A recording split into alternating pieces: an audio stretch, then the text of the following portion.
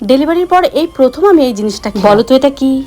যা খেয়ে মন প্রাণ আত্মা সব শান্তি হয়ে যায়। ঘরে একটা বাচ্চা থাকলে কখন যে দিনটা পেরিয়ে রাত হয়ে যায় বোঝাই যায় না। দেখো কত কত কাপড় জমে আছে, সকাল থেকে কিছুতেই এগুলো ধোয়ার চান্স পাচ্ছিলাম না। তো ভাবলাম না, আগে ওর কাপড়গুলো ধুয়ে দিয়ে নিয়ে তারপরে আমাদের কাপড়গুলো ধোবো। আজ ভোরবেলা উঠে পড়েছি কারণ মাথার যন্ত্রণা। আচ্ছা, কার কার মাইগ্রেন আছে আমাকে একটু জানিয়ে তো।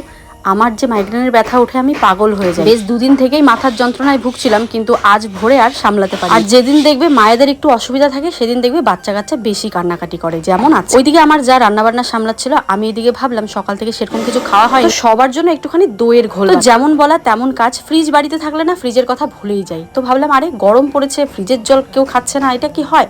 তো বরফ দিয়ে রেখেছিলাম, তো ভাবলাম সেটা দিয়ে একটুখানি দইয়ের ঘোল করি। ওইদিকে ঘোল বানিয়ে আমার ছোট ছেলে উঠে পড়েছিল, ওকে এসে সামলাতে সামলাতে দেখি 1 গ্লাস ঘোল আমার জন্য এনেছে। আমি ভাবতেই পারিনি, কারণ তোমরা জানো ডেলিভারির পর সব মায়েদের নিষেধ থাকে ঠান্ডা জিনিস খাওয়ার। তো যাকে এদিকে কাপড়গুলো ভিজিয়েছিলাম সেগুলো আবার বর্মশাই ছাদে নিয়ে যাবার, আমি স্নান টান করে ফ্রেশ হয়ে নেবো।